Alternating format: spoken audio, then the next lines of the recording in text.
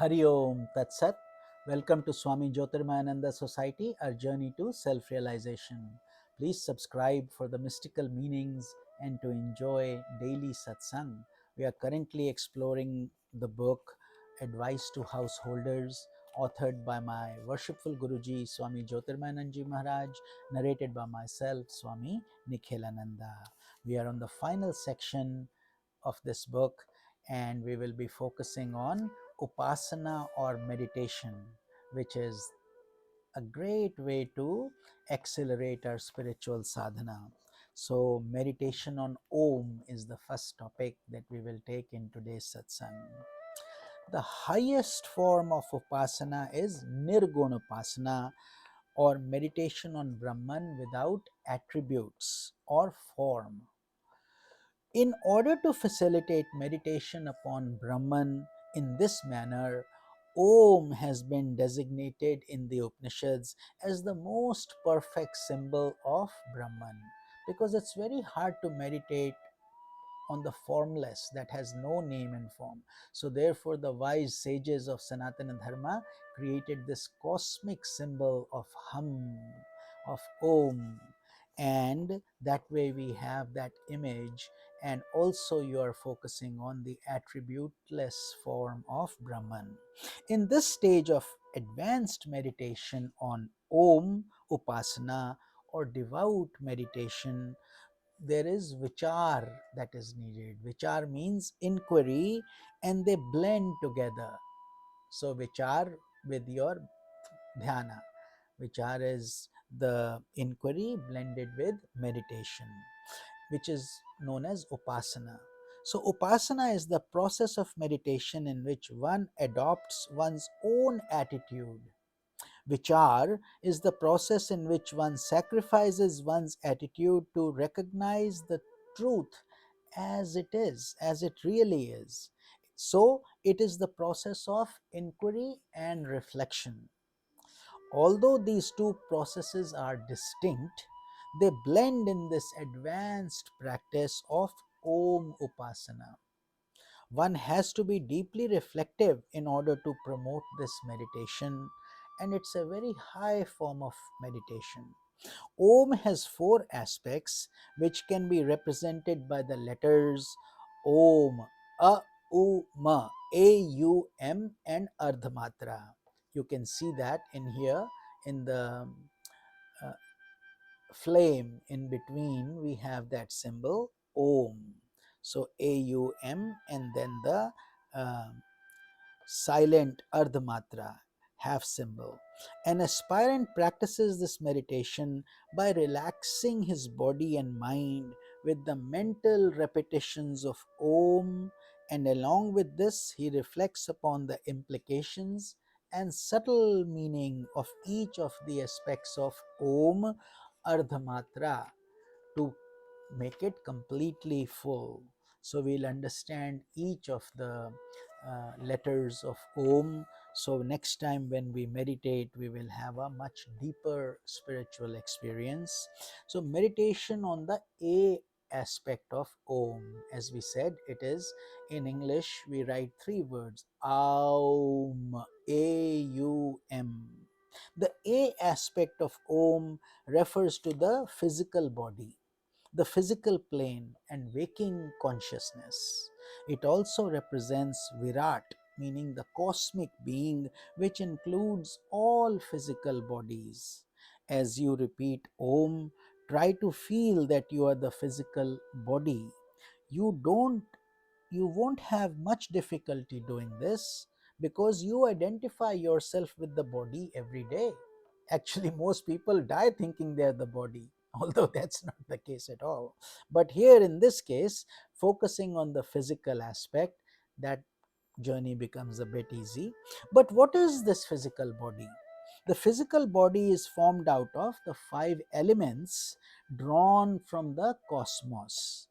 At every moment of your life, your cells are disintegrating and diffusing back into the cosmos.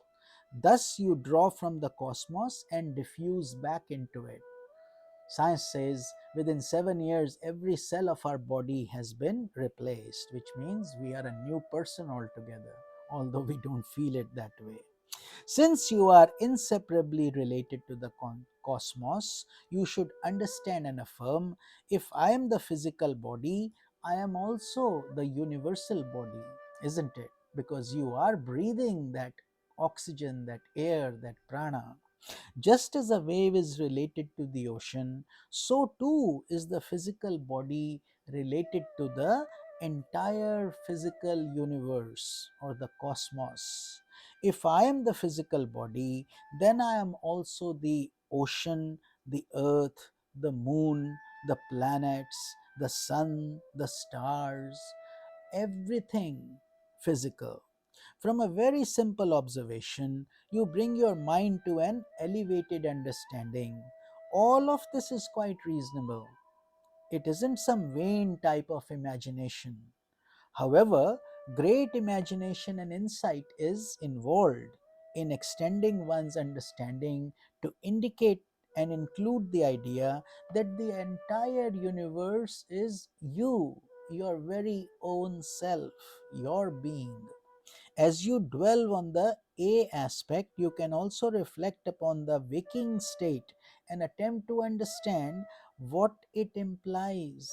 When you are awake, you think of yourself as a particular person living in a certain country, belonging to a certain race, religion, etc.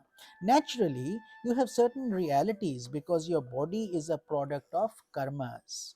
When that karmic process terminates, you will leave your present body and enter into another one. So, viewed from a broader perspective, your waking state becomes like a dream. You move from one body to another. The waking state is a transient state, it is not intrinsic. As this reflection matures, you develop insight that you are beyond the physical body, you are the subtle body. Then your mind focuses upon the you aspect of Om. So you transition from A to U. Aum. Om. But we quickly say it as Om to keep the process simpler. But otherwise, we open our mouth, we say Ah, we expand it, ooh, and then we close it, and that represents everything that needs to be said. All the languages are included in there. So, meditation on the you aspect. The you aspect of Om refers to the dream state, the astral body, and the cosmic totality of all astral bodies, also known as Hiranyagarbha or the cosmic mind. At this stage, you focus your attention first on the understanding that you are the astral or subtle body. Your physical body is simply a tool. Your deeper personality is subtle. It is composed of vital forces, mind, senses, and intellect. And again, from a deeper point of view, you understand that your subtle body is not an individualized entity. It is a wave in the cosmic subtle body, which is Hiranyagarbha or the cosmic mind. Thus, you are linked to the cosmic mind. Your thoughts do not originate in the ego self, they proceed from the cosmic mind. As your ego relaxes, your mind becomes a channel for cosmic thoughts. Thus, try to understand the possibility of uniting your mind with the cosmic mind. Try to understand that the divine mind permeates your mind. The divine subtle body permeates your individual subtle body. This form of reflection and devout meditation, along with mental repetition of Om, comprises the you aspect of meditation on Om. Meditation finally on the M aspect, AUM. Finally, you focus your attention on the M aspect, which is referring to the causal body, which is beyond your mind and beyond your intellect. This is the vast realm of your unconscious. During deep sleep, you are identified with your causal body. The causal body itself is a highly advanced center within you. Actually, That is the cause of your present birth. That's why we call it the causal body. Due to this ignorance, we keep getting born again and again. Nevertheless, during sleep, you do not have a positive experience of the causal body. That is why all that you experience in a deep sleep is the absence of duality, absence of the awareness of time and space. So, the M aspect of Om represents the causal body. Your causal body is related to the cosmic causal body, which in Sanskrit is called Ishvara or God. God is the cosmic source of everything. An individual causal body is linked to God just as a wave is linked to the ocean. Thus, at the M stage, you try to understand that the deeper core of your existence is one with God. And when you get that deeper insight, then there is no more ignorance, there is no more cause of your birth and death. You have taken that M aspect and merged it into Ishvara or God. So now let's meditate on the Ardhamatra aspect. Finally, we come to the fourth aspect of Om, the Ardhamatra, which is simply Halant, silence. So, like we say Om, and then you absorb the energy and say nothing. When Om is uttered, it is followed by a brief pause of silence. This is represented by a bindu or point, as you see in that Om. It refers to the transcendental state beyond waking, dream, and deep sleep state, in also known as Turiya or transcendental.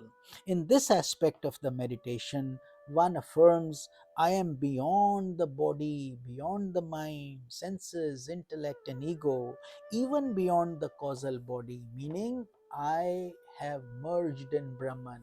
I am one with Brahman. Thus, along with mental chanting of Om, there is constant affirmation and constant reflection upon one's higher nature. In the reflective process, you are constantly detaching yourself from the body, senses, mind, intellect, ego, and from the vast realms of the unconscious also. You detach yourself from all these and assert that you are Brahman, the absolute self. This, in brief, is the nature of Pranava Upasana or Om Upasana. Om is called Pranava, which literally means ever new. In the beginning of your practice of this meditation, you may think that you have understood all about it and have reached all the boundaries of reflection on Om. But as you advance, you realize that the boundaries of Om are limitless, like an ocean. Even the implications of the very first letter A are so profound that you will be amazed as you continue to practice. Om as the basis of Saguna Upasana. So, most of the mantras, divine names, begin with Om, such as Om Shri Ramaya Namaha, Om Namah Shivaya, Om Shri Krishnaya Namaha, Om Namo Narayanaya, Om Shri Mahalakshmiye Namaha, and so forth. Om is the shortest mantra that precedes the other mantras. While chanting Om mentally, you may meditate upon your favorite deity, your Ishta Devata, such as Vishnu, Shiva, Devi, Hanuman, or any deity that you adore. Think of the divine attributes of peace, bliss, compassion, infinity, beauty, knowledge, power, and so forth. Even the verbal chanting of Om creates a soothing effect on one's body. It harmonizes the pranas, the vital forces, and strengthens one's nervous system. You may choose simply Om as your mantra, and as you repeat Om, feel the presence of the divine self enveloping you. Om encompasses the two limits of the field of human speech. With A, you open your mouth. With M, you close your lips. Om. When you have said Om, you have used the entire vocal range from the throat to the lips, and thus symbolizing the fact that you have uttered all there is to be uttered. Therefore, the sages chose Om as the verbal symbol of the all encompassing God or Brahman. This is Swami Nikhilananda. Hari Om Tat Sat.